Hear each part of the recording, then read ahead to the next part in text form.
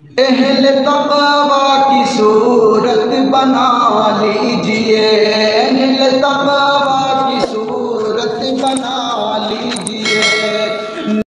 السلام علیکم ورحمۃ اللہ وبرکاتہ۔ نحمده ونصلی علی رسولہ الکریم، اما بعد، بسم اللہ الرحمن الرحیم۔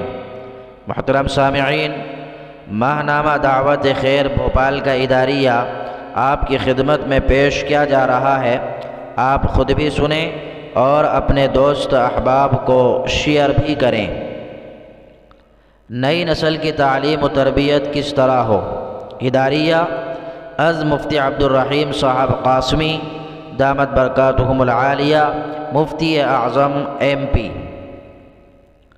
اخبار پڑھنے والے جانتے ہیں، روزانہ کے اخبارات قتل، غارت گری، لوٹ مار، چوری ڈکیتی، زناکاری، بدکاری، شراب نوشی، جوا بازی کی خبروں سے بھرے رہتے ہیں۔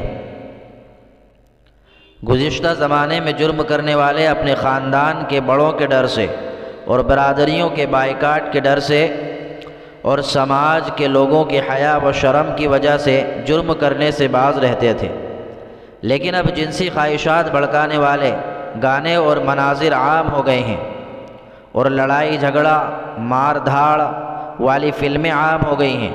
مغربی ملکوں کی نقالی اور فیشن پرستی نے سبھی کی حیا و شرم کو ختم کر دیا ہے۔ بڑوں کا ادب اور ان کا ڈر رخصت ہو گیا ہے۔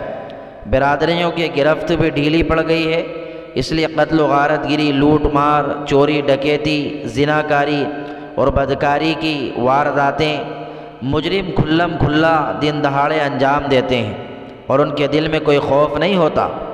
واردات ہو جانے کے بعد سماجی کارکن تحریکیں چلاتے ہیں اور حکومتوں سے احتجاج اور مطالبے کرتے ہیں، اور حکومتیں جرائم کو روکنے کے لیے نئے نئے قانون بناتی ہیں۔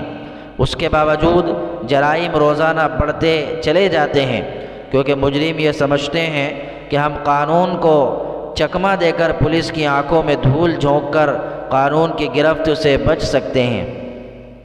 اس لیے ضروری ہے کہ سب سے پہلے نوجوانوں کو انسانیت کا سبق دیا جائے اور ان کے دل میں اللہ کا خوف پیدا کیا جائے۔ انسان کے دل میں اللہ کا خوف ہوتا ہے تو کوئی دیکھے یا نہ دیکھے، ہر وقت انسان گناہ کرنے سے بچتا ہے۔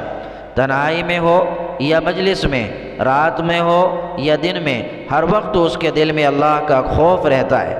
اس کے لیے ایمان کو مضبوط کرنا اور قرآن و حدیث کی تعلیم دینا ضروری ہے۔ باطل پرست لوگ سمجھتے ہیں کہ نیکی اور بھلائی پھیلانے کے کارخانے مدرسے ہیں، اس لیے مدرسوں کو خاص طور پر نشانہ بناتے ہیں۔ کورونا کی وجہ سے مدرسوں کو بہت نقصان پہنچا، مدرسوں کے ذرائع آمدنی ختم ہو گئے، بہت سے طلباء و اساتذہ تعلیم سے کنارہ کش ہو گئے۔ اس لیے دین و ایمان کی بقا اور اپنی نسلوں کے ایمان کی حفاظت کے لیے مسلمانوں کو مدرسوں پر خاص توجہ دینے کی ضرورت ہے۔ زکوٰۃ، صدقات، عطیات کے ذریعے ان مدرسوں کو تعاون کرتے رہیں تاکہ دینی خدمات کا سلسلہ جاری رہے اور ہمارے بچے جرائم سے بچ کر نیکیوں کے راستے پر چلنے کا سبق پڑھتے رہیں۔ وآخر دعوانا ان الحمد للہ رب العالمین۔ السلام علیکم ورحمۃ اللہ وبرکاتہ۔